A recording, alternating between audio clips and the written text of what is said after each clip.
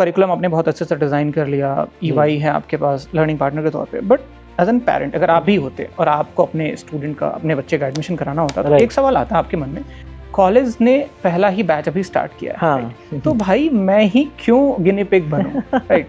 तो और 20 लाख रुपए इन्वेस्टमेंट की बात है, तो आप कैसे कन्विंस करेंगे उन पेरेंट्स को, स्टूडेंट्स को कि भाई 20 लाख रुपए इन्वेस्ट करो और आपके पास अभी दिखाने को कुछ भी नहीं है, प्लेसमेंट का ट्रैक रिकॉर्ड इस कोर्स का, तो मैं एज एन स्टूडेंट क्यों इन्वेस्ट करूँ इसका रिस्क?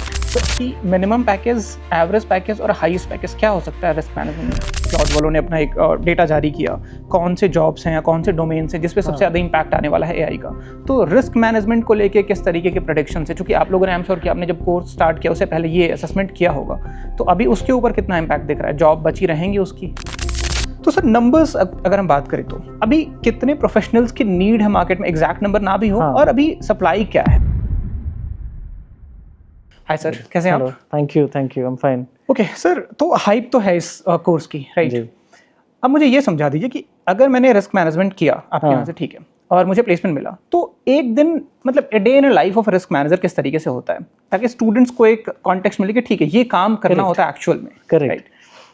तो मैं आपको एग्जांपल के साथ समझाता हूँ। अभी हमने रिसेंटली देखा कि एक बैंक में सीनियर लीडरशिप में कुछ लोगों ने छोड़ दिया, राइट, और उसका इमीडिएट इफेक्ट हमने देखा स्टॉक मार्केट्स में। बिल्कुल, लीडरशिप में थोड़ा सा भी दिक्कत हुआ और अचानक से प्राइसेस सारे शॉर्ट हो गए, and the company face lot of losses, market cap काफी गिर गया। बिल्कुल। अब एक रिस्क मैनेजर का काम इस समय पे ये है कि वो पहले से बैठा होगा ये होमवर्क करके कि अगर ऐसा कोई सीन आया, सिचुएशन हुआ, मार्केट रिस्क जिसको हम बोलते हैं, तो मार्केट रिस्क में हमारे स्टॉक्स के प्राइसेस क्या हो सकते हैं।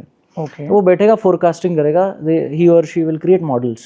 ठीक है। उसका काम पूरे समय यही रहेगा कि number 1 it starts with like what are the possible risks. ठीक है। तो वो पॉसिबल रिस्क्स नोट डाउन करेगा।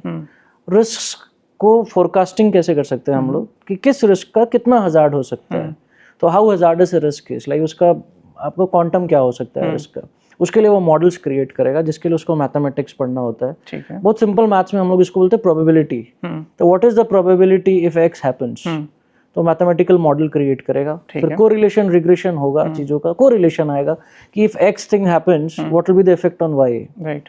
तो बेस्ड ऑन दैट वो एक रिस्क मॉडल करेंगे, फोरकास्ट करेंगे और वो प्रेजेंट करेंगे।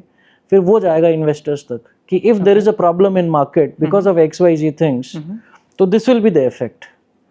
तो उसके बेसिस पे फिर जितने भी इन्वेस्टमेंट ऑर्गेनाइजेशंस है, वेल्थ मैनेजमेंट कंपनीज है या म्यूचुअल फंड ऑर्गेनाइजेशंस है, वो अपने कस्टमर्स को अवेयर करेंगे कि ये रिस्क हो सकता है बिकॉज ऑफ दिस। तो ये एक डे टू डे काम होगा रिस्क मैनेजर का, कि वो बताएं कि रिस्क कहाँ से आ सकता है और उस रिस्क को कम कैसे किया जा सकता है, मिटिगेशन ऑफ रिस्क जिसको हम बोलते हैं टेक्निकली। तो risk number 1 risk identification, number 2 the quantum of risk, number 3 is risk mitigation strategies. ये उसका रोज का काम होता है। बहुत इंपॉर्टेंट रोल है, बहुत इंपॉर्टेंट। हमने देखा मार्केट में भी क्या हाल हुआ, क्योंकि सबसे बड़ी दिक्कत ये है कि ये सब अनसर्टेनिटी है। तो what are we saying is कि प्रोबेबिलिटी तो रहेगी ऑफ कोर्स, क्योंकि रिस्क तो आएगा ही आएगा, कभी ना कभी आएगा। प्रोबेबिलिटी कम भी हो सकती है, ज्यादा भी हो सकती है, बट द पॉइंट इज कि हमें प्रिपेयर्ड रहना है, राइट? आप अगर एक बैंक में जॉब करते हो, आपको पता नहीं कि कब कौन सा हैकर आपका सर्वर हैक कर जाए, आपके मिलियंस ऑफ कस्टमर्स हैं, उनके पैसे चले जाएंगे, तो आपको प्रिपेयर्ड रहना है। तो this is what the job of a risk manager is, मतलब you have to be always on your toes. वो इवेंट हो जाने के बाद आप नहीं कर सकते हो, आपको पहले से ही प्रिपेयर करना पड़ेगा, राइट? ओके, ठीक है सर। तो सर नंबर्स अगर हम बात करें तो अभी कितने प्रोफेशनल्स की नीड है मार्केट में, एग्जैक्ट नंबर ना भी हो, और अभी सप्लाई क्या है, मतलब फिर समझ पाए तो स्टूडेंट्स एक डिसीजन ले पाएंगे कि ठीक है यार ये कोर्स ऐसा है जिसके बारे में अवेयरनेस थोड़ी कम है लेकिन डिमांड बहुत बड़ा है, एंड इंडस्ट्री को लोग नहीं मिल पा रहे हैं रेलेवेंट एक्सपीरियंस के साथ। तो आपको मैं एक ऐसे सिंपल स्टैटिस्टिक्स बताता हूँ कि globally around 42% of organisations have reported कि रिस्क प्रोफेशनल्स की कमी है। Okay, globally I am talking about. Why I am saying globally is, मैं आपको उसका कंटेक्स्ट समझाऊंगा, but just to give answer to your question is 42% of global organisations have said कि risk professionals की कमी है। ठीक है। एट द सेम टाइम अगर आप इंडस्ट्री ग्रोथ देखोगे तो वो 12% CAGR के ऊपर ग्रोथ है उसका। ग्रेट। मतलब आप दोनों तरफ से देखो कि 12% ग्रोथ भी है इंडस्ट्री का, but the same time 42% of organisations are saying की कमी है, राइट? मतलब आप 100 में से 58 ऑर्गेनाइजेशंस आर हैप्पी कि उनके पास इनफ मैन पावर है, 42 के पास नहीं है, right? This is the growth which is globally there.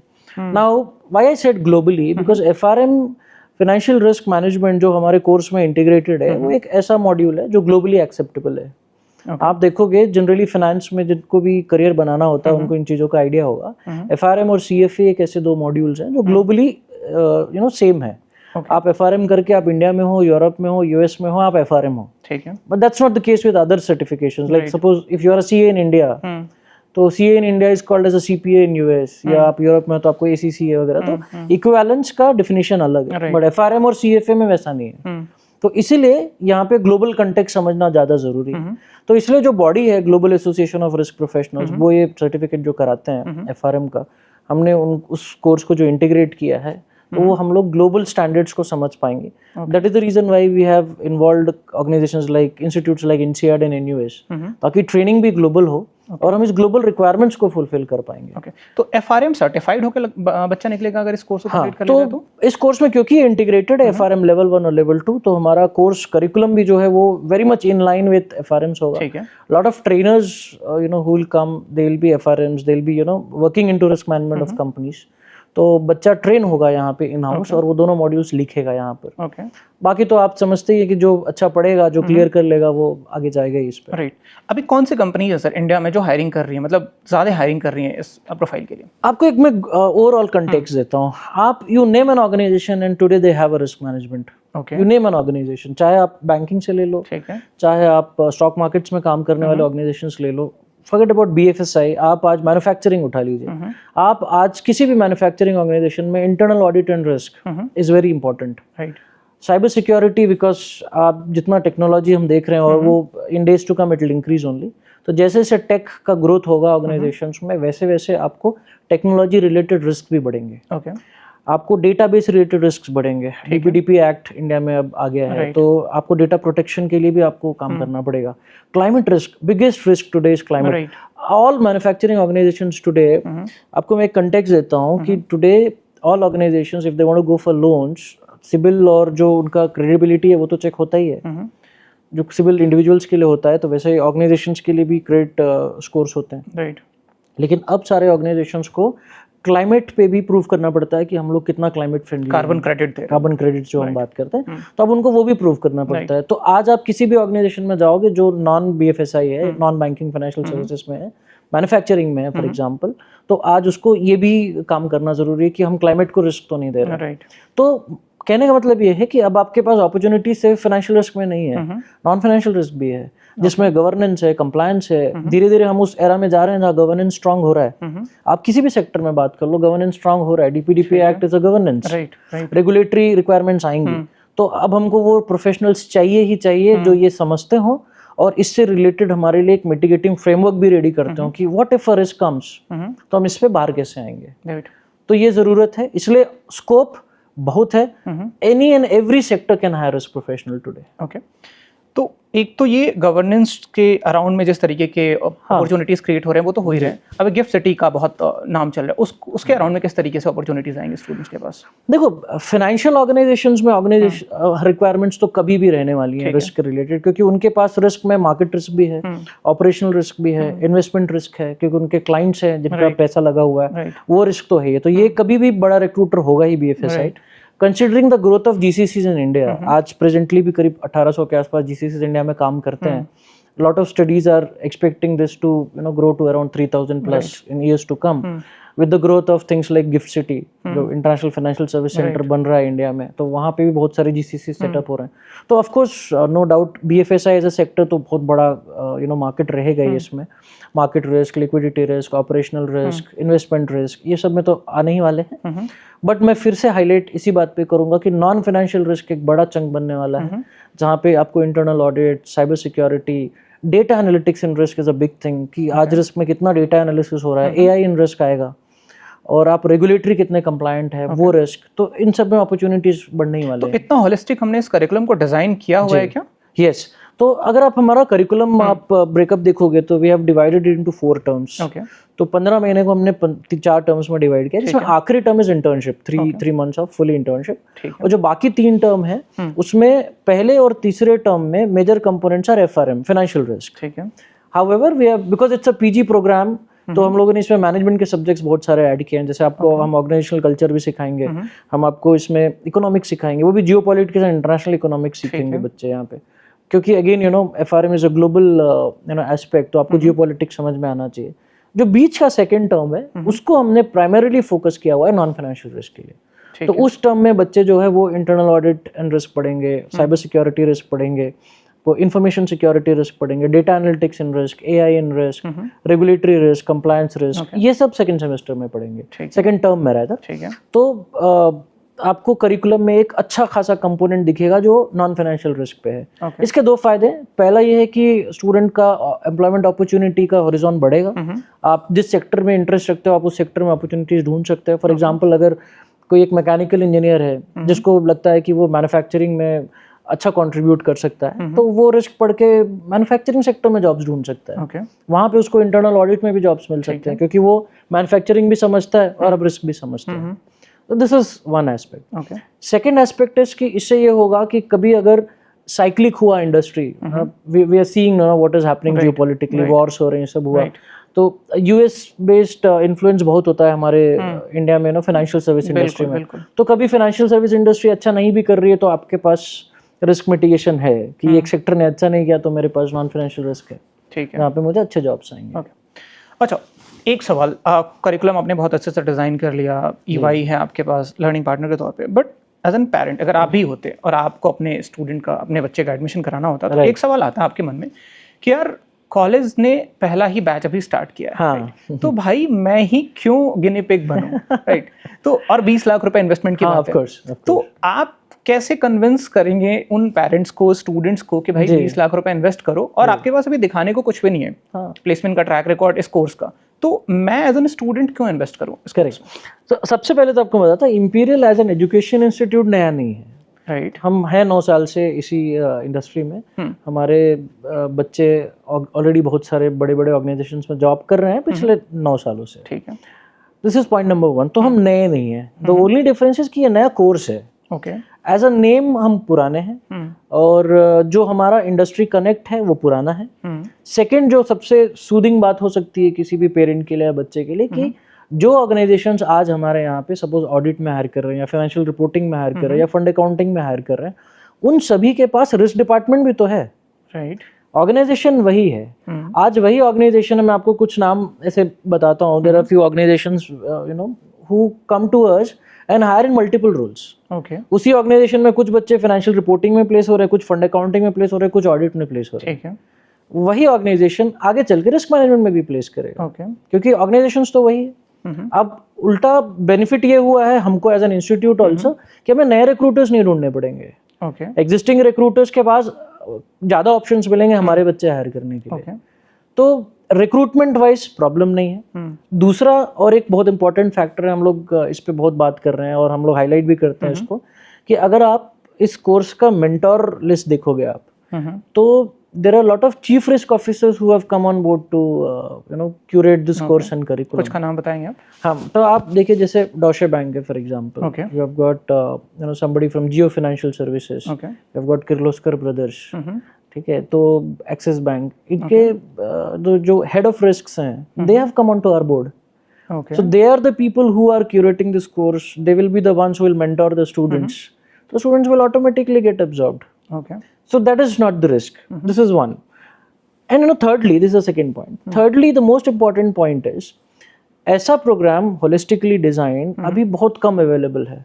आपको बिट्स एंड पीसेस से मिलेंगे प्रोग्राम जहाँ पे आपको 1 साल पे फाइनेंशियल रिस्क का कोर्स है या 6 महीने का साइबर सिक्योरिटी का रिस्क, ऐसे बहुत है, ठीक है। बट एक ही प्लेटफॉर्म पे आपको इंटीग्रेटेड प्रोग्राम जिसमें गार्प का FRM भी है, नॉन फाइनेंशियल रिस्क भी है, EY से ट्रेनिंग भी है, आपको INSEAD का भी एक्सपोजर है, INSEAD is 4th ranked in the world for management education, आपको वो भी एक्सपोजर है विद सर्टिफिकेट। आपको NUS national university of Singapore which is again 8th ranked in the world, first in Asia, आपको उसका भी एक्सपोजर है। ये सारा एक जगह नहीं है। तो ये एक कंटेक्स्ट में अगर आप इसको रिस्क के डेफिनेशन में समझोगे तो this is a very calculated risk, right? Risk management करने जा रहे हैं, रिस्क अपना, और ये कैलकुलेटेड है। आपको ये पता है कि you know the background is already set and you are coming to Imperial which is old, which is 8 year old now, 9th batch is coming into the campus, which is already old. हमारे पास अपने set of recruiters हैं। उल्टा तो ये better हुआ है कि अभी तक जो रिक्रूटर्स थे वो financial risk, financial regulators, sorry financial organisations थे। With this course non financial recruiters भी आ जाएंगे पिक्चर में। ये हमारे साथ ऑलरेडी फाइनेंस में भी होना शुरू हुआ है। जैसे लास्ट ईयर हमारे PGDM के बच्चों को ऑडिट में प्लेसमेंट्स हुए या फिर FP&A में हुआ तो वो नॉन फाइनेंशियल ऑर्गेनाइजेशंस में हुआ। मैन्युफैक्चरिंग कंपनीज ऑलरेडी कंसिडर करना शुरू करी हैं। ठीक है, तो अब तो ये बास्केट ओपन हो जाएगा। बैच साइज हमने क्या रखा है इस प्रोग्राम का? That is the most beautiful part कि हम लोग सिर्फ 40 बच्चे चाहते हैं। केवल 40? Only 40। Only 40. The reason is very simple. This is a very premium program. Okay. I'll not use the word tough or negatives आता है, but this is a course which will need lot of involvement. ठीक है। Course थोड़ा सा premium है, आपको पढ़ाई अच्छी करनी पड़ेगी। मैथमेटिकल इन नेचर है बहुत ज़्यादा, तो इसलिए हमें वैसे ही बच्चे चाहिए जिनका थोड़ा मैथमेटिक्स का एकेडमिक बैकग्राउंड रहा हो।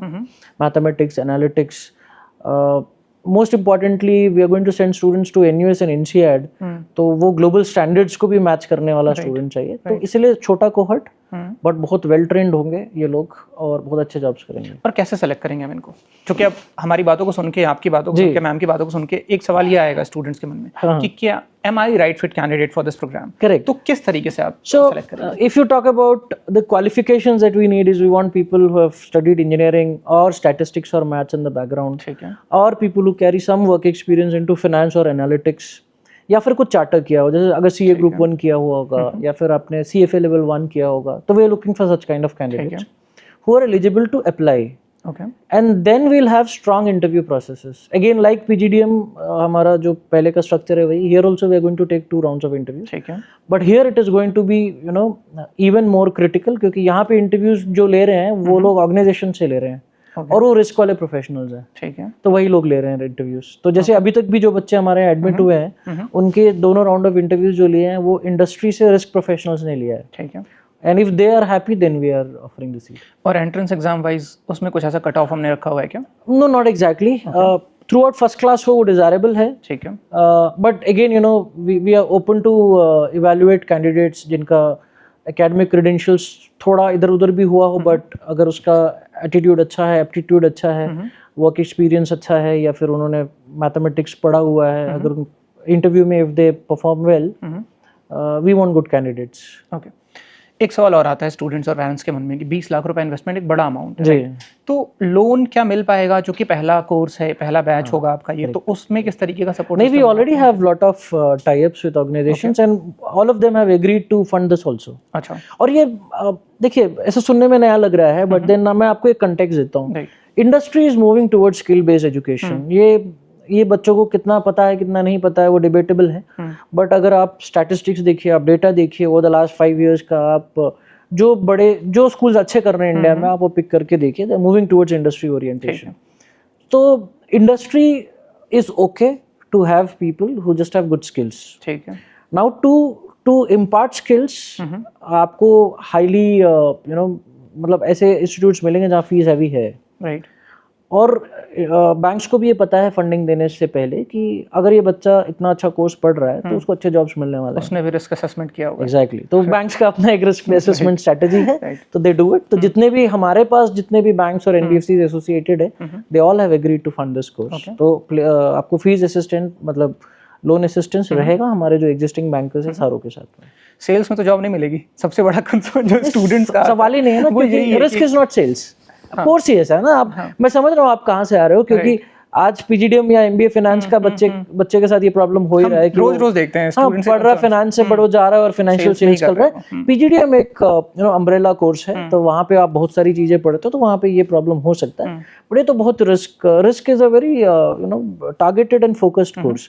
रिस्क और सेल्स का तो कोई लेना देना ही नहीं है फॉर दैट मैटर। तो प्रोफाइल वाइज आप रिस्क में जा रहे हो तो सेल्स का सवाल ही नहीं उठता। अगर आप एक स्टूडेंट होते, मतलब ऑनेस्टली बताइए मुझे, तो आपको क्या लगता है कि आप 20 लाख रुपए इन्वेस्ट करते हैं इस प्रोग्राम पे?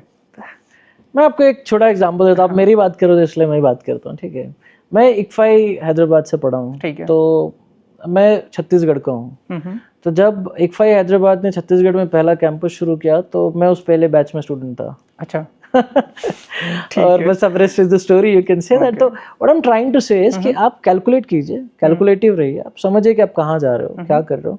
मैं again I will go back and repeat the same thing कि हम नए नहीं है, इंपीरियल नया नहीं है, कोर्स नया है ऑफ कोर्स। और कोर्स नया भी आप अगर आप उस एंगल से देखेंगे तो नया कोर्स जो बहुत डिमांड में है, मैंने आपको इसलिए थोड़ी देर पहले स्टैटिस्टिक्स बताया कि 42% of global organisations have reported कि उनके पास कमी है रिस्क प्रोफेशनल्स की। तो ये रिस्क मिटिगेट करने का एक तरीका ये भी हो सकता है कि आपका जो एग्जिस्टिंग प्रोग्राम है, थोड़ा डिस्कशन हम उस पर भी देख लें कि भाई आपका प्लेसमेंट उस वाले प्रोग्राम में कैसा रहा है, मतलब 180 वाला जो बैच साइज है आपका, उसमें अभी तक क्या डेटा रह रहा है आपका, किस तरीके के रोल्स आ रहे हैं। देखो सर, आज हमारे स्टूडेंट्स जो है, मैं अगेन आपको थोड़ा सा पीछे से ही लेके आता हूँ। पीजीडीएम जो हमारा भी फाइनेंस में, वो बहुत टेक्निकल फाइनेंस है। ठीक है। तो अनलाइक टिपिकल मैनेजमेंट कोर्स जहाँ पे आप जनरली फाइनेंस की बात करते हो, तो वहाँ पे बेसिक फोकस होता है फाइनेंशियल सर्विसेज पे, या फिर रिलेशनशिप मैनेजमेंट पे, फाइनेंशियल प्लानिंग में, या वेल्थ मैनेजमेंट। ठीक है। बट टेक्निकल फाइनेंस में जो हमारा कोर्स रहा है ट्रेडिशनली, उसमें वो फोकस नहीं है। हमारा फोकस है कि हम वैसे प्रोफेशनल्स क्रिएट कर सके जो ऑडिट कर सके। हमारे पास वैसे प्रोफेशनल्स क्रिएट हो रहे हैं जो लोग क्रेडिट में जॉब कर रहे हैं, या जो लोग ऑडिट में जॉब कर रहे हैं, फाइनेंशियल रिपोर्टिंग में जॉब कर रहे हैं, या फिर वो इन्वेस्टर सर्विसेज में जॉब कर रहे हैं, ट्रांसफर प्राइसिंग जैसे रोल्स में जॉब कर रहे हैं, आईबी ऑप्स में जॉब कर रहे हैं। ये सब टेक्निकल रोल्स है। नाउ व्हेन आई से टेक्निकल रोल्स, तो टेक्निकल रोल्स इजी नहीं है। टेक्निकल रोल्स के लिए प्रिपेयर करना भी इजी नहीं है, तो इसलिए हमारा कोर्स भी टफ है, करिकुलम भी टफ है। तो जो हमारे पास स्टूडेंट्स आते हैं वो बहुत रिगरसली ट्रेन होते हैं उस पर। But if you know go back and see our alumni strength, so they are all working with organizations like Goldman Sachs, Morgan Stanley, Blackstone, Equity, Enfusion, ANZ, Opus, SSNC, Apex। ये मैं आपको वो नाम बता रहा हूँ जो सब GCCs है इंडिया में। ऑल GCCs, मल्टीनेशनल कंपनीज, यहाँ पे बच्चे हमारे जॉब कर रहे हैं। और वो सब सारे domains like audit, reporting, financial reporting की बात कर रहा हूँ मैं, या IB ऑप्स है, तो इसमें जॉब्स कर रहे हैं बच्चे हमारे। और अभी पीजीडीएम जो आपका है, उसमें मिनिमम पैकेज आपका, मतलब एक तो बहुत सारी कॉलेजेस हैं जो मैं देख रहा हूँ 2.5 लाख 3 लाख में भी MBA वालों को, मतलब कंपनीज बुला कैसे रहे हैं, ये मतलब ये थोड़ा सा शॉकिंग है मेरे लिए कि बच्चा MBA कर रहा है आपके यहाँ से और आप अलाउ कैसे कर रहे हो। हमारा सबसे बड़ा स्ट्रेंथ है कि हमारा काउंट कम है। हम लोगों ने कभी भी उस पर ज़्यादा काम नहीं किया, तो हमारे जो लिमिटेड काउंट्स है, तो हमारे पास ऑप्शंस टू चूज बढ़ते हैं, क्योंकि हमारे पास वो रिक्वायरमेंट्स नहीं है कि हमें या 500 बच्चे 600 बच्चे प्लेस करने, वो रिक्वायरमेंट नहीं है। तो हम लोग हो रहे हैं choosy, this is one. Secondly, क्योंकि हमारे बच्चे टेक्निकली ट्रेंड है, तो इंडस्ट्री में वैसा हमारा एक्सेप्टेंस भी है। कि हमको, मतलब आज किसी इंडस्ट्री के पास हम लोग जाते हैं तो हम उनको ये बताते हैं कि आपके पास 10 डिपार्टमेंट्स हैं, 10 में से कम 8 डिपार्टमेंट्स ऐसे हैं जहाँ हमारे बच्चे ट्रेंड हो रहे हैं। मैंने इसलिए आपको कुछ देर पहले बोला था कि ऐसे ऑर्गेनाइजेशन है जहाँ पे एक ही ऑर्गेनाइजेशन में 3 अलग अलग रोल्स में बच्चे जा रहे हैं। वो रिपोर्टिंग में भी जा रहे हैं, फंड अकाउंटिंग में भी जा रहे हैं, ऑडिट में भी जा रहे हैं। ऑर्गेनाइजेशन वही है, लेकिन अब हमारे पास ये ऑप्शन है कि हम लोग ज़्यादा डिपार्टमेंट्स को सर्व कर पा रहे हैं बिकॉज ऑफ आवर कोर्स। तो इसीलिए जब हमारे CTCs वगैरह की भी बात होती है, तो हम लोग थोड़ा, if not dictating term, but at least हम लोग डिमांडिंग टर्म में होते हैं। हमें इतना तो CTC चाहिए ही चाहिए। अगर आपको मैं नंबर्स कोट करूंगा तो लास्ट ईयर हमारे बच्चे 7 से 16, 16.5 लाख तक प्लेस हुए हैं। 2026 बैच का जो प्लेसमेंट्स है वो अभी ऑन द वे है, मतलब वो मई जून तक चलता है वो प्लेसमेंट्स का, बट उसमें भी हम लोगों ने मोर देन 50-60% प्लेस कर लिया ऑलरेडी। तो वो बच्चे भी सारे, इस बैच में भी बच्चे ऑडिट में प्लेस हुए हैं, फाइनेंशियल रिपोर्टिंग में प्लेस हुए हैं, IB ऑप्स में गए हैं, फंड अकाउंटिंग रोल्स में प्लेस हुए हैं। तो placements is not a concern, but हम लोग हमेशा ये बोलते हैं कि placement is an outcome of academics. अगर आप अच्छा पढ़े हो तो आपको अच्छी सैलरीज भी मिलेंगी, अच्छे जॉब्स मिलेंगे, अच्छी कंपनीज मिलेंगी। एक चीज़ मैं आपको हाईलाइट करूँगा, the most beautiful part of our alumni for that matter is कि लोगों ने लंबे जॉब्स किए हैं। हमारे यहाँ रिक्रूटर ड्रॉप आउट्स नहीं होते हैं क्योंकि बच्चे छोड़ दे रहे हैं या आपके बच्चे अच्छा काम नहीं करते, वो नहीं होता हमारे यहाँ पे। वी हैव हैड स्टूडेंट्स जो 4-4, 5-5 साल से भी एक जगह जॉब कर रहे हैं और वो अच्छी जॉब्स कर रहे हैं, ग्रो कर रहे हैं। ऐसा नहीं कि बस टिके हैं तो टिके ही हैं, दे आर ग्रोइंग। हमारा पहला स्टूडेंट जो था सबसे पहला, वो तक पहला जॉब में 4 साल जॉब करके उसके बाद वो US गया। आज वो US में है, फाइनेंशियल इंजीनियरिंग में उसने कोर्स किया था। अगेन कमिंग बैक टू, आपने ये बोला था कि पहला बैच है तो क्यों रिस्क लो। तो हमारा जो पहला बच्चा था उसका एग्जाम्पल इसलिए लिया मैंने आपको। First student was placed in IB operations और वो 4 साल जॉब किया वहाँ पे, वो भी BNY में, बैंक ऑफ न्यूयॉर्क में, पुणे में 4 साल ऑलमोस्ट उसने कंप्लीट किया। उसके बाद he went to US to do financial engineering, अभी वो US में है। ठीक है। अच्छा, एक चीज़ मैं देख रहा हूँ कांस्टेंट बेसिस पे, मैं स्टूडेंट्स से इंटरैक्ट भी करते रहता हूँ। एक इनसाइट मैं आपसे चाहूँगा, जो स्टूडेंट्स प्लान कर रहे हैं आइदर PGDM या रिस्क मैनेजमेंट में, तो क्लासेस स्टार्ट होने में भी टाइम है, मतलब जुलाई से क्लासेस स्टार्ट होंगी, तो कुछ ऐसी चीज़ें जो आप बताना चाहेंगे जो आपको लगता है कि ये गैप है जो आपको भी चैलेंज फेस करना पड़ता है कि अगर ये चीज़ें पढ़ के आए थोड़ा सा स्टूडेंट तो ईजी हो जाएगा उनको ट्रेन कर पाना? 2 चीज़ें यूनिवर्सली प्रॉब्लम है, एक कम्युनिकेशन, दूसरा जनरल अवेयरनेस। ये मैं सारे स्टूडेंट्स को अपील करूँगा, चाहे आप PGDM कर रहे हो, चाहे आप MBA करने जाते हो, चाहे आप रिस्क मैनेजमेंट जैसे कोर्सेस में आते हो, first and the biggest requirement is communication. हम लोग उस एरा में हैं जहाँ पे आपको कम्युनिकेशन के बिना कोई नहीं पहचानेगा, तो you will have to have a good communication ability, so you should work on that. अगर आपके कोर्स में आते तक टाइम है तो आप पूरा एफर्ट लगाओ कि आपका कम्युनिकेशन इम्प्रूव हो। And the problem with language is at the same time, you know, the better part of a language is कि सीखना आप तभी पॉसिबल हो पाएगा आपके लिए जब आप उसको बोलोगे, राइट। और हमारे यहाँ दिक्कत यही हो रही है कि लोग बोलते नहीं हैं। So the moment you start speaking you will learn the language, right. We have seen cases जहाँ पे लोग मतलब अगर यूरोप शिफ्ट होना है किसी को तो वो फ्रेंच और स्पेनिश सीख जाते हैं। 6 महीने 8 महीने के कोर्स करते हैं और फ्रेंच बोलने लग जाते हैं। इंग्लिश एक ऐसा लैंग्वेज जो हम बचपन से सुन रहे हैं, बोल नहीं पा रहे हैं क्योंकि हमने प्रैक्टिस नहीं किया है, राइट। तो I will suggest students, if you have time till the course begins, you should focus on learning English. Right. Again, learning का मतलब ये नहीं कि आप ग्रामर का बुक ले लो या आप YouTube में tutorial soon low, that will not help. हो सकता है आप कुछ वोकैबुलरी इंप्रूव कर लो, 5-6 अच्छे वर्ड सीख लो, सुन लो, याद रख लो, बट उसका यूज और सेंटेंस फ्रेमिंग आप तभी सीखो जब आप बोलोगे। वर्बल कम्युनिकेशन जहाँ पॉसिबल है वहाँ बोलो, राइट। वर्ड्स की कमी नहीं आएगी अगर आप बोलते रहोगे। This is one. Second is general awareness, is again a big problem. आज हम लोग को लगता है कि मतलब I always say this, you know, that most of our students they confuse information with knowledge, right. तो लगता है हमने गूगल किया, हमें पता चल गया, तो that is an information.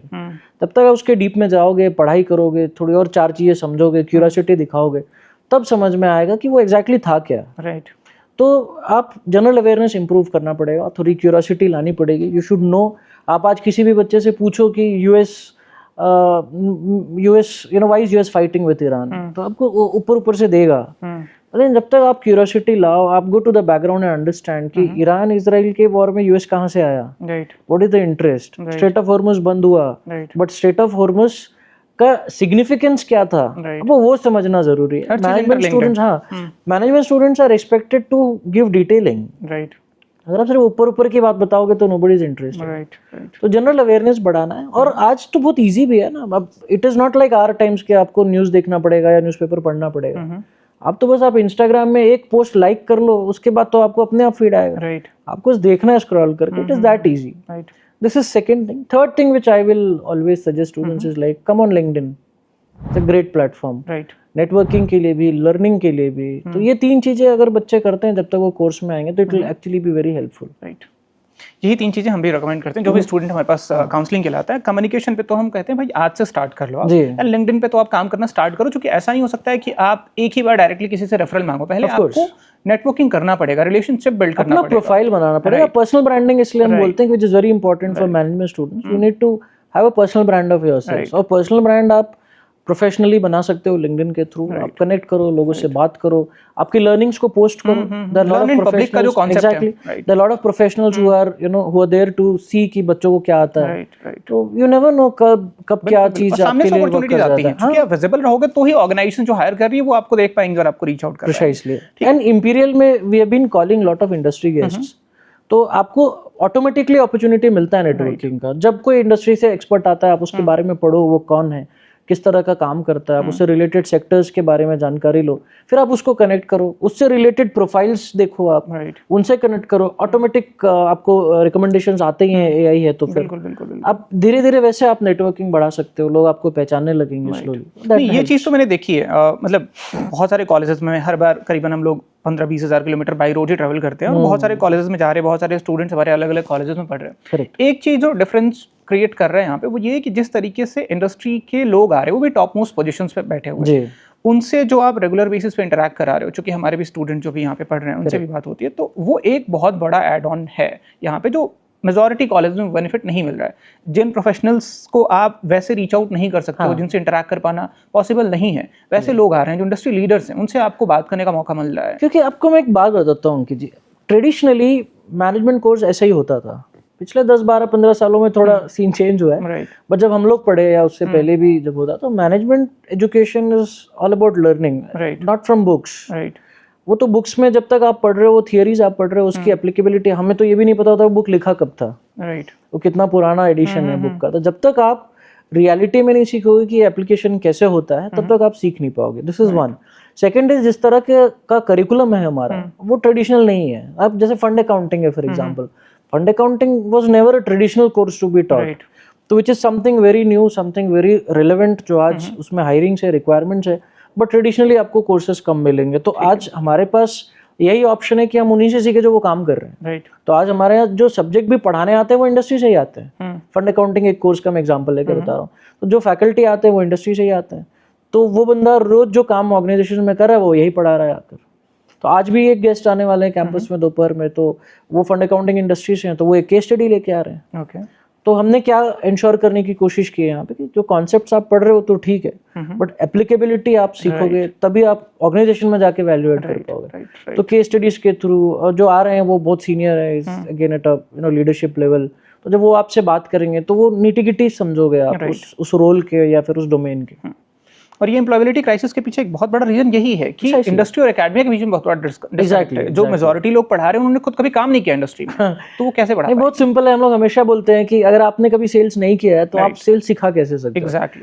Book तो ऑफ कोर्स पढ़ा ही लोगे आप, लेकिन जब तक आप 4 कस्टमर से मिले नहीं हो, आपको नहीं पता कि कैसे क्वेरीज आती हैं, हैंडल कैसे करते हैं, आप वो जो बिहेवियरल पार्ट ऑफ जॉब है वो आप कैसे सीखोगे? मैंने एक बहुत अच्छा कहीं पे से पढ़ा था कि व्हाई डॉक्टर्स सक्सीड, क्योंकि उनको सिखाने वाला भी डॉक्टर है, राइट, और वो ऑन जॉब ट्रेनिंग कर रहा है ड्यूरिंग हिज कोर्स।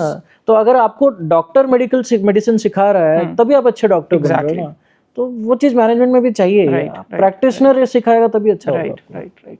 ठीक है सर, मैक्सिमम चीज हमने आई गेस कवर कर ली है, राइट। एक लास्ट सवाल, अभी क्लाउड वालों ने अपना एक डेटा जारी किया, कौन से जॉब्स हैं या कौन से डोमेन्स हैं जिस पे सबसे ज़्यादा इम्पैक्ट आने वाला है एआई का। तो रिस्क मैनेजमेंट को लेके किस तरीके के प्रेडिक्शन है, क्योंकि आप लोगों ने, आई एम श्योर कि आपने जब कोर्स स्टार्ट किया उससे पहले ये असेसमेंट किया होगा, तो अभी उसके ऊपर कितना इम्पैक्ट दिख रहा है? जॉब बची रहेंगी उसकी? देखो, हम लोग हमेशा इस बारे में बहुत बात करते हैं। तो हम लोग अभी जब लास्ट वीक हमारा एक FP&A कॉन्क्लेव था, तो वहाँ पे भी ये बात बहुत निकली कि AI रिलेटेड प्रॉब्लम्स कैसे आ सकते हैं। तो हर इंडस्ट्री सीनियर लीडर का एक ही बोलने का बात होता है, एक ही बात बोलते हैं हमेशा कि AI will come to facilitate your work, okay, but आपका जो ह्यूमन इंटरवेंशन है, आपका जो स्ट्रेटेजिक थिंकिंग है, आपका जो क्रिटिकल एबिलिटी है, that will never go away. Okay, yes, the difference would be कि अगर आप अपने आप को इवॉल्व नहीं किए, अगर आपको वो चीज समझ में नहीं आती है, तो आप रिडंडेंट हो, आपको जॉब नहीं मिलेगा, राइट। तो अब छोटा सा एग्जांपल है, जैसे अभी हमारे रिस्क मैनेजमेंट के कोर्स में हम लोगों ने डेटा एनालिटिक्स इन रिस्क और AI इन रिस्क रखा है प्रोग्राम में। ठीक है। तो रिस्क तो नो मैटर हमने कितना भी पढ़ा लिया, आपको हमने मार्केट रिस्क पढ़ा दिया, आपको हमने रिस्क मॉडल्स पढ़ा दिया, आपको पता है कि वार का मॉडल कैसे कैलकुलेट होता है, वैल्यू एट रिस्क एक स्पेसिफिक मॉडल है जो रिस्क में बनता है टू कैलकुलेट रिस्क। अब होगा ये, ट्रेडिशनली ये होता था कि उसके लिए आप बैठते थे फॉर्मूलाज लेके, अब होगा ये कि आपके पास एक AI टूल होगा, आपको उसमें फीड देना है। ठीक है। तो the only difference would be कि AI will do the back and part, but feed तो आपको ही देना है ना, राइट। बट जो फीड देने के लिए जो आपको इंटेलेक्ट चाहिए वो आपको सीखना जरूरी है, राइट। प्रॉब्लम यही है कि हम सब इस बात पे कंफ्यूज हो रहे हैं कि यार ये तो सारा काम वही कर लेगा, बट प्रॉम्प्ट भी तो देना आना चाहिए। एग्जैक्टली। अगर मैं यही नहीं समझता हूँ एज अ रिस्क प्रोफेशनल कि मुझे फीड क्या देना चाहिए, तो फिर वो AI भी क्या कर सकता है? वो तो आर्टिफिशियल इंटेलिजेंस है ना आफ्टर ऑल। तो जब तक एक ह्यूमन ब्रेन उसको प्रॉम्प्ट नहीं देगा वो नहीं करेगा। So again to answer your question precisely, jobs redefine होंगे, okay. आपका जॉब करने का तरीका चेंज होगा, आपसे एक्सपेक्टेशन अलग होंगे। ठीक है। अब आपसे एक्सपेक्टेशन होगा ये कि आप जितना रिस्क और मैथमेटिक्स समझते हो उतना टेक्नोलॉजी भी समझो, राइट। तो आपको पेन एंड पेपर लेके बैठने की जरूरत नहीं है, लेकिन उससे क्या निकलवाना है वो बताना पड़ेगा। एनेबलर का काम करेगा। एग्जैक्टली। तो एनेबलर का काम होगा, आपको एनहांसमेंट उससे बेटर होगा, शायद आपका आउटपुट और बेटर हो जाएगा, लेकिन आपका इनपुट और सॉलिड होना पड़ेगा अब। क्योंकि पहले ये कि आप पेन पेपर में लिए हैं, बैठे हैं कैलकुलेशन के, you can always go back, recheck, redo things. Now you will have to be more prompt, आपका प्रॉम्प्टिंग बेटर होना चाहिए। इसलिए आप देखो कि बहुत सारे courses in prompt engineering are getting developed, क्योंकि लोगों को समझ में आया कि प्रॉम्प्ट देना ही सबसे बड़ा प्रॉब्लम है। राइट। तो वो चीजें थोड़ी चेंज होंगी जरूर चीजें, but then it will be for better. आपको एज अ प्रोफेशनल आपको अपने आप को और होलिस्टिक बनाना पड़ेगा, ग्रोथ तो करना पड़ेगा, राइट, पर्टिकुलरली टेक साइड में। राइट। मतलब ये है कि जॉब्स उनकी जाएंगी या खतरा उन पे है जो टेक को नहीं एक्सेप्ट नहीं कर रहे, एम्ब्रेस नहीं कर रहे हैं। आपको सीखना होगा। The very reason why we added INSEAD was this only, क्योंकि ग्लोबल लेवल पे हम लोग जाकर आ चुके हैं INSEAD के कैंपस में। आप आपको मैं ज़्यादा टाइम लगेगा इस पर, बट फिर मैं आपको शॉर्ट में बताता हूँ। जिस तरह का टेक्नोलॉजी वो यूज़ कर रहे हैं वो बिल्कुल नया है, मतलब ये हम लोगों ने देखा ही नहीं हुआ था यहाँ पर। तो अब पॉइंट ये है कि आपको वो सीखना पड़ेगा, इसलिए हमने उनको अपना पार्टनर बनाया इसमें कि आप हमारे बच्चों को सिखाओ कि वो यूज़ कैसे हो रहा है। बट पॉइंट वही है कि वो आपको टेक्नोलॉजी सिखाएगा, बट फीड तो आपको देना ही पड़ेगा। INSEAD आपने कहा कि हमने उनको पार्टनर बनाया, INSEAD वैसे ही किसी को पार्टनर नहीं बनाएगा। जी जी राइट। तो एक मेरा इंटरेस्ट इसमें भी है कि INSEAD जैसा कॉलेज जो ग्लोबली रनाउंड हो, राइट, अगर कोई कॉलेज उसके पास जाता है कि भाई मैं तुमसे टाई अप करूंगा, मैं तुम्हारा नाम यूज करूंगा, हाँ, उसके भी कुछ अपने सिक्योरिटी चेक्स होते होंगे या वो भी वैलिडेट बहुत सॉलिड ड्यू डिलिजेंस है, बहुत स्ट्रांग ड्यू डिलिजेंस है। मैं आपको पूरा डिटेलिंग में नहीं बताऊंगा, थोड़ा कुछ इंटरनल भी है, बट आपको फिर भी मैं कुछ चीज़ों का आइडिया देता हूँ। हम ऑलमोस्ट 1 साल से चेस कर रहे हैं। नहीं, इससे मैं बस इसलिए कह रहा हूँ कि स्टूडेंट तो डिसीजन लेने वाले हैं ना, वो ये भी समझेंगे कि आप जितना रिसर्च कर रहे हो उससे कहीं ज्यादा ऊपर लेवल का रिसर्च प्रिसाइसली। तो यही इस सवाल पूछने का रीजन यही है। बहुत इंपॉर्टेंट है, उनके ड्यू डिलिजेंस बहुत स्ट्रांग है। वो बिल्कुल चेक करते हैं कि आप क्या पढ़ाने वाले हो, किस तरह के बच्चे आएंगे आपके पास में। वो इस बात पे भी बहुत क्लियर है कि हमारे पास किस तरह की क्वालिटी का बच्चा चाहिए। ओके। और ये भी बहुत क्लियर है कि वो मतलब अगर हमने वो फुलफिल नहीं किया तो वो आगे भी नहीं करेगा काम। तो वो भी क्लियर रहते हैं उनका। लेकिन हम लोगों ने बहुत सॉलिड होमवर्क किया इस पे। We have been chasing them for almost an year और सो। फिर हम जाके मिले, we have visited them, we have met them, और उसके बाद ये चीजें आगे बढ़ी हैं। कि हम लोग क्या करते आए हैं आज तक के, हमारा पूरा बैकग्राउंड है, वो समझते हैं। उनकी एक पूरी टीम है इंटरनेशनल एंगेजमेंट्स की जो इस पे अच्छा काम करती है, और उसके बाद दे अलाउ। ओके, तो मतलब आपके बिहाफ पे INSEAD ने भी किया हुआ है रिसर्च, तो आप देख सकते हो। ओके, आई गेस मैक्सिमम चीजें सर हमने कवर कर ली, कुछ और रह गया तो आप बताइए स्टूडेंट्स को इस प्रोग्राम के बारे में। I think the only thing is कि आप थोड़ा आउट ऑफ द बॉक्स सोचना शुरू करें। इंडस्ट्री बहुत चेंज हो रही है, ठीक है, इंडस्ट्री को समझना बहुत जरूरी है। हो सकता है स्टूडेंट्स आपको बहुत अवेयरनेस नहीं होगा, तो आई सजेस्ट आप पढ़ो, आप समझो कि किस तरह की इंडस्ट्रीज इंडिया में आ रही हैं, किस तरह की इंडस्ट्रीज में काम हो रहा है, कैसे। मैं आपको एक छोटा एग्जांपल देता हूँ, मैंने थोड़ी देर पहले भी बोला था, इंटरनेशनल फाइनेंशियल सर्विस सेंटर जो गिफ्ट सिटी में क्रिएट हुआ है। आप देखो वहाँ किस तरह के ऑर्गेनाइजेशंस आ रहे हैं, किस तरह की रिक्वायरमेंट्स आ रही है। तो थोड़ा out of the box thinking जरूरी है। ट्रेडिशनल मेथड्स से प्रॉब्लम्स होंगे, इंडस्ट्री चेंज हो रहा है, तो हमें अपने स्किल्स को वैसे अपग्रेड करना चाहिए और ज़रूरत भी है। ठीक है, ओके। मैम ने तो बताया था, बट एक बार वापस से उस बात पे कि मिनिमम पैकेज, एवरेज पैकेज और हाईएस्ट पैकेज क्या हो सकता है रिस्क मैनेजमेंट में। मैं थोड़ा 1 मिनट लेके थोड़ा ब्रीफली आपको मैं बताता हूँ कि 2-3 बातें हैं इसमें। सबसे पहली बात तो ऐसा है कि रिक्वायरमेंट बहुत है। मैंने आपको बोला ही था पहले भी कि 42% ग्लोबल ऑर्गेनाइजेशंस बोलते हैं उनका रिक्वायरमेंट नहीं है। तो पहला तो ये है कि डिमांड ज़्यादा है, ठीक है, सप्लाई बहुत कम है, क्योंकि ऐसे ट्रेडिशनल प्रोग्राम्स है नहीं। आज जो बच्चे रिस्क में करियर बना रहे हैं वो FRM एक सब पेपर है जो उनको पता है, वो वही करते हैं और क्लियर करते हैं, ठीक है। अब उसमें दिक्कत ये है, दिक्कत नहीं बोलूँगा, बट देन फिर भी चैलेंज ये है बेसिकली कि आपको बाहर से उसमें ट्रेनिंग करना पड़ता है, पासिंग रेट कम है। तो आप अगर सही में अच्छे कोच या अच्छे मेंटोर के पास नहीं हो, आपने अच्छे से गाइडेंस नहीं लिया, तो आपका पासिंग परसेंटेज का रिस्क है। जो यहाँ पे हम कवर कर रहे हैं कि हम तो इंटीग्रेट कर चुके हैं हम लोग कोर्स में, तो आपको यहाँ पे ट्रेनिंग हो जाएगा, तो आप पास करने के लेवल पे रहोगे, ठीक है। This is one. थर्डली क्या होता है, GARP as a global body, उसके वेबसाइट में भी अगर आप जाओगे ना, तो आपको उसमें FRM क्लियर्ड मेंबर डायरेक्टरी मिलता है, ठीक है। तो एज अ कॉलेज जो हम एफर्ट लगाएंगे वो तो लगाएंगे, क्योंकि हमारे एग्जिस्टिंग रिक्रूटर्स है वो सब रिस्क में हायर करते हैं। Once you clear FRM, you are registered in the Global Association of Risk Professionals का वेबसाइट पे। Okay.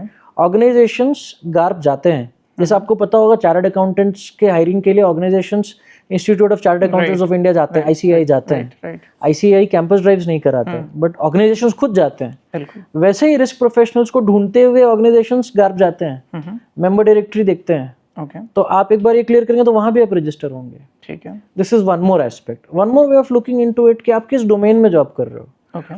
आप जैसे फॉर एग्जांपल ऑपरेशनल रिस्क है, वो थोड़ा मतलब रिस्क में ही वो और थोड़ा सा डिफिकल्ट पार्ट है, तो वहाँ पे सैलरी ज्यादा है, ठीक है। आप AI इन रिस्क बोलोगे तो वो थोड़ा सा और डिफिकल्ट पार्ट है, तो ज्यादा है। अगेन डिपेंड्स ऑन आप विच टाइप ऑफ ऑर्गेनाइजेशंस पे जा रहे हो, ठीक है। Lot of things will also depend on things कि आप पहले वर्क लेके आए हो या बिल्कुल फ्रेशर हो। तो CTCs की अगर हम एक ओवरऑल बात करेंगे तो डिसेंट ऑर्गेनाइजेशंस अगर आप जाते हो तो mid size and larger organisations, तो आप वेरी इजीली 10-12 लाख से आप एक्सपेक्ट कर सकते हो. वी हैव हैड केसेस, अभी हम रिसेंटली विदाउट नेमिंग कुछ ऑर्गेनाइजेशंस में हम बात कर रहे थे, तो they pay up to 20-25 lakhs also. Great. Again depends, as I said, two things कि आपने एफआरएम किस प्रोफिशिएंसी में क्लियर किया है, आप किस तरह के डोमेन में जा रहे हो. अगर आप नॉन फाइनेंशियल भी जा रहे हो तो आपका खुद का कम्युनिकेशन एबिलिटीज कितना बढ़िया है, आपने जो सीखा है कोर्स में वो कितना अच्छा है, and then last and most important आपका बैकग्राउंड कैसा है. अगर आप कुछ वर्क एक्स लेके आए हो, फ्रेशर्स हो, तो सैलरीज अच्छी हैं. एंड मोस्ट इम्पॉर्टेंट है बिल्कुल लॉजिक, बाकी सब आप छोड़ दीजिए, एक सिंपल लॉजिक लगाइए कि डिमांड बहुत है, सप्लाई कम है. राइट. इसलिए मैंने आपको कुछ स्टैटिस्टिक्स दिया, और वो ओपनली अवेलेबल स्टैटिस्टिक्स है, बच्चे कोई भी चेक कर सकता है. आप मेंबर डायरेक्टरी देखो, गार्प के वेबसाइट में जाके आपको देखोगे कितना कम लोग हैं.